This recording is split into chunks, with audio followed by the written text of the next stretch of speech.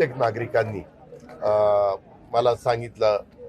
काही काही ठिकाणी तर इथल्या मुली IT मध्ये आहेत, त्यांनी स्वतःचे फ्लॅट घेतलेत पण त्यांचे आई वडील इथं राहतात म्हणून इथं येतात आणि त्यांनी सांगितलं इथं काय होतंय, कचऱ्याची विल्हेवाट नीट लागत नाही आणि त्याच्यामुळे घुशींचं प्रमाण वाढतंय. घुशी वाढल्या की ड्रेनेजचे लाईन आहे त्याच्या खालची जर माती भुसभुशीत झाली की तिथं लीक होती आणि लीक झाल्यावर लोकांना त्याचा बराचसा त्रास होतो.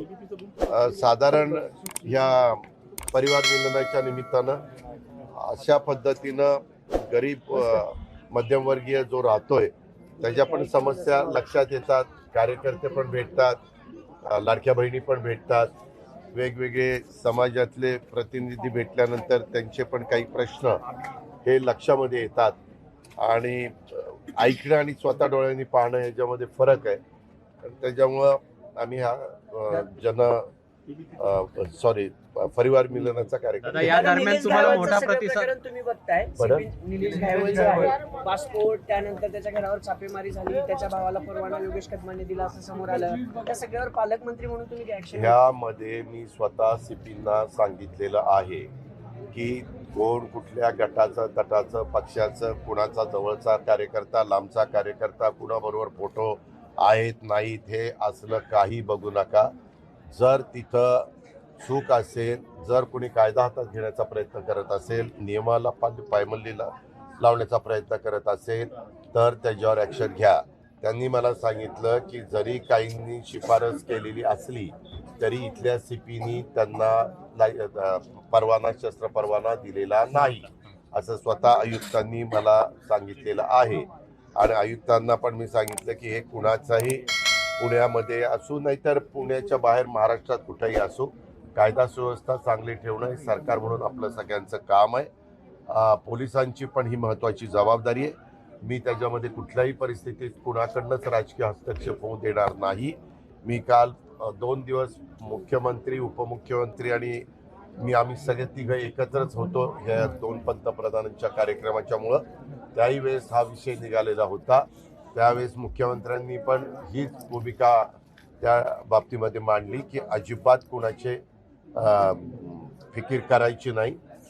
ज्यांनी कुठं चुका केलेल्या असतील त्याच्यावर रीतसर कारवाई करायची आणि एकंदरीतच या सगळ्याची चौकशी करून जे कोणी दोषी असतील जे कोणी संबंधित असतील त्यांच्यावर पुढची ऍक्शन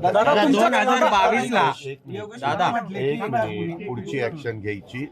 आणि पत्रकार मित्रांनो आपल्याला माहिती आहे, आता मी इथं आलो, तुम्ही बघताय सकाळपासून अनेक लोक येतात आणि बरोबर फोटो त्या ठिकाणी काढतात. आता आपल्याला माहिती नसतं कोण नक्की कसं काम करताय काय करताय.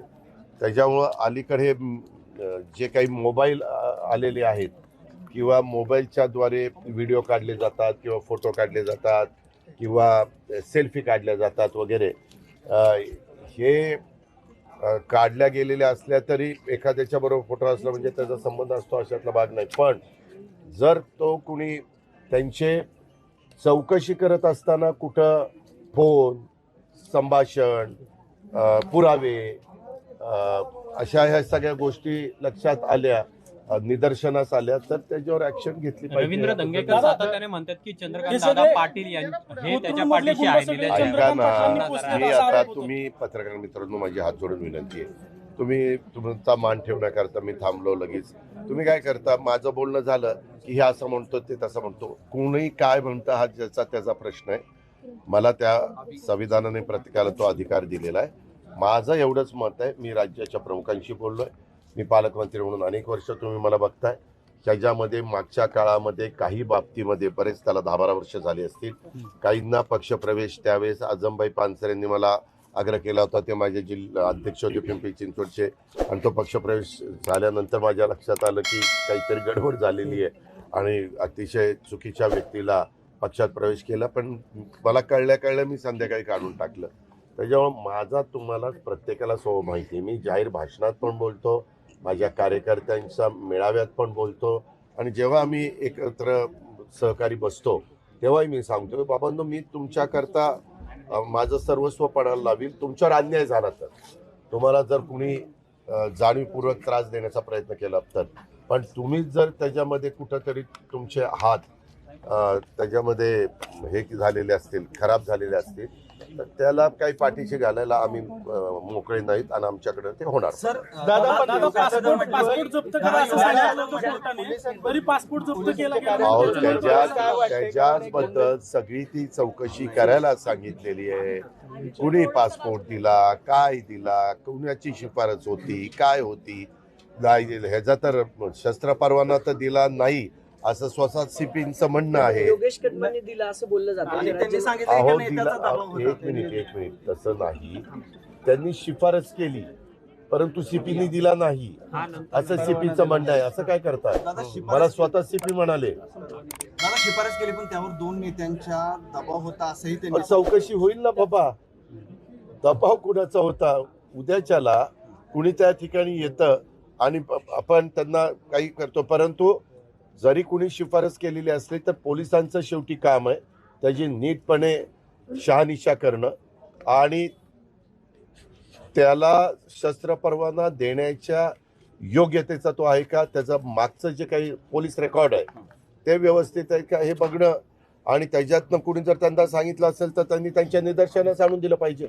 आता मी 35 वर्ष राजकीय जीवनात काम करतो, अनेक डिपार्टमेंट सांभाळतो, तुम्ही पण बघितलेलं आहे, परंतु एखाद्या गोष्टीला मी रिमार्क मारला आणि सांगितलं आणि त्याच्यातनं परत फाईलला सचिवाकडे जाते किंवा संबंधित डिपार्टमेंटकडे जाते, त्यावेळेस त्यांनी लक्षात आणून द्यायचं असतं की तुम्ही हे सांगताय परंतु वस्तुस्थिती ही आहे, आणि त्यांनी सांगून देखील आम्ही म्हणलं नाही वस्तुस्थिती आहे तरी देखील आपल्याला करायचं, तर तो 100% दोषी आहे. दादा तुम्ही नवी मुंबई विमानतळाचं उद्घाटन केलं. नवी मुंबई विमानतळाचं उद्घाटन केलं तुम्ही, पण त्या विमानतळाला चौकशी करावी मी स्वतः सूचना केलेल्या आहेत. मी त्याच्यामध्ये प्रत्येक वेळेस आज मी आपल्या राज्याचं 8 लाख कोटीचं बजेट मी त्या ठिकाणी पाहतो. हे बघत असताना माझं सतत प्रत्येकाला सांगणं असतं की उद्याच्याला हा जनतेचा पैसा आहे, हा देत असताना कुठंही लिकेजेस होता कामा नये, पारदर्शकता राहिली पाहिजे, आणि अशा पद्धतीच्या तक्रारी आल्या तर त्याची चौकशी केली पाहिजे. दूध का दूध पाणी का पाणी दाखवलं पाहिजे.